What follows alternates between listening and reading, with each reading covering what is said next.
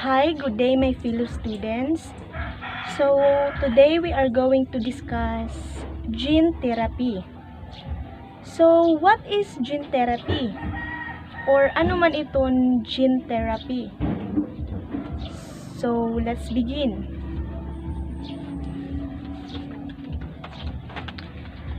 Genetic risks to health come from a variety of sources, and predicting those risks can be much more complicated than simply assessing disease inheritance patterns. So, ano man ang ibig sabihin nito? So, ang genetic daw kay delikado sa atong kalawasan. Labi na kay makuha ra sa lain-laing nga butang or sources or possible pa siya nga mulala kaysa sa mga namananato nga sakit sa atong mga parents. Heredity is the passing on of traits from parents to their offspring, either through asexual or sexual reproduction. The offspring cells or organism acquire the genetic information of their parents through heredity. Variation between individuals can accumulate and cause species to evolve by natural selection. So, what is heredity? So, ang heredity is mana. Like iton imo na mana ha imong parents. Example, iton pagka brown eyes ngan pagkataas na nimo irong. Iton example han phenotype. Or namana mo pero hapanlabas na anyo. Unlike han genotype, kay ada hiya ha sukob ha aton lawas or ada hiya nakukuha ha dugo or ha other nga kuan na mga sakit sugad ito. Understanding gene therapy. The expression of genetic condition is not always as simple as the amount of DNA or deoxyribonucleic acid presence or the inheritance patterns of a single gene disorder. There are many factors that determine how one's genotype or genetic makeup correlates to one phenotype or physical manifestation. Among these are penetrance, expressivity, monoicism, and X-inaction. Penetrance. Penetrance is a measure of how often a disease genotype correlates to the disease phenotype. So, when you say penetrance, like iton nakaugnay ba? For example, nakapamilyar ka mo kamot han vlogger na hikamil. Kung nakapansin ka mo, an iya finger is sobra, diba? Dere pareho ha aton na normal. Unlike ha iya. Kay because an iya genotype diri pantay ha phenotype or ha iya panlabas na anyo. Amiton example han penetrance. Genetic engineering. Gene therapy involves altering the genes inside your body cells in an effort to treat or stop the disease. So, ang genetic engineering daw, or also called genetic modification, is a process that uses laboratory-based technologies to alter the DNA makeup of an organism. This may involve changing a single base pair A to T or C to G, deleting a region of DNA or adding a new segment of DNA. So, ano ba ang purpose ng genetic engineering? So, ang iya buhat kay nakabulig para baguhon ang mga gene para maging maupay ngan maging normal. Gene therapy. The gene therapy has become a commonly used term in a biochemical research. This process involved the splicing of functional genes into cells that contain defective non-functional genes for a particular trait. So, when you say gene therapy is a technique that modifies a person's gene to treat or cure disease. Or pamamaraan na pagbago sa mga gene han usa ka tawo para maulian ang iya sakit.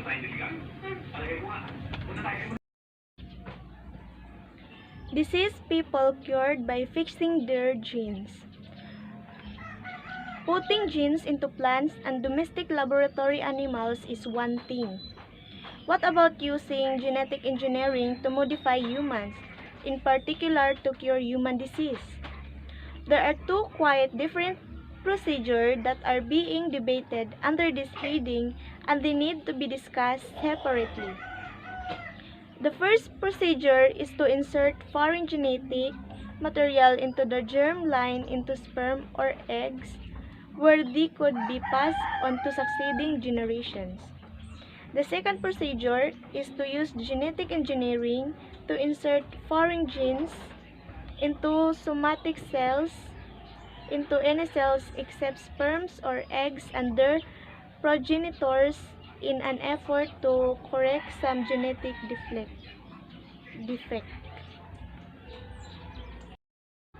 The role of genes in heredity.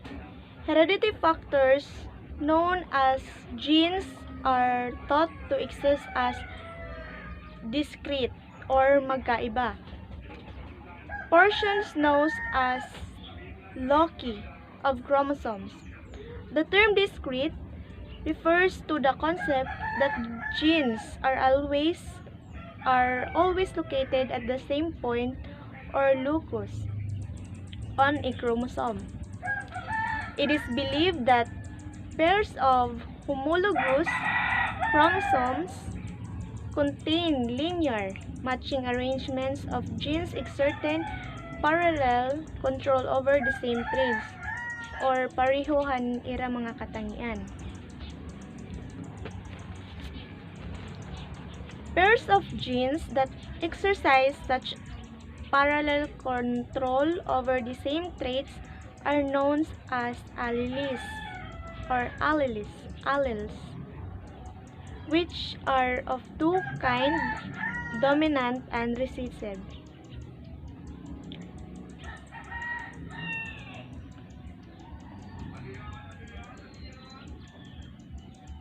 Or katangian han genotype kay homozygous. Or example, an imo waray nakuha ha imo parents like pagka brown eyes, pero ikaw an imo mata is black eyes. Common genetic disorder. First is Down syndrome or like AD. Second is sickle cell disease. Same yap AD. Phenylketonuria. So, phenylketonuria or PQ. Or amit yun mga namana na sakit di kang imo parents. Nakakos siyan mental disabilities like han ada ha picture. The last one is hemophilia. Ang hemophilia naman kay sakit ha dugo. Example is pagsusukahan dugo or kung nasasamad ka, madugay humunong ang dugo. Nagkakamay ada kaliwat han mga pasa. Like example, adi.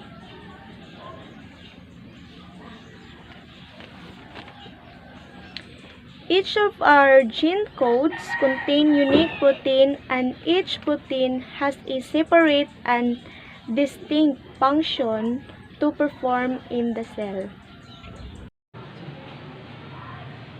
Effect of gene in our environment. Genes are inherited by their expression can be modified by interaction with the environment. Genetic traits are determined largely through the precise information. found in a cell gene structure. A variety of factors in the environment can actually alter the effect of particular gene. Some examples of this effect are as follows. Effect of light chlorophyll production. Although most plants have the genetic ability to produce chlorophyll, they will do this only in the presence of light. Without light, these plants produce only the light yellow pigment and therefore appear pale and sickly until they are exposed to sunlight. Effect of temperature on hair color in Himalayan hair. In their native Arctic environment, Himalayan hair have white body hair with black hair on their extremities. Gene mutation. Gene are segments of DNA molecules.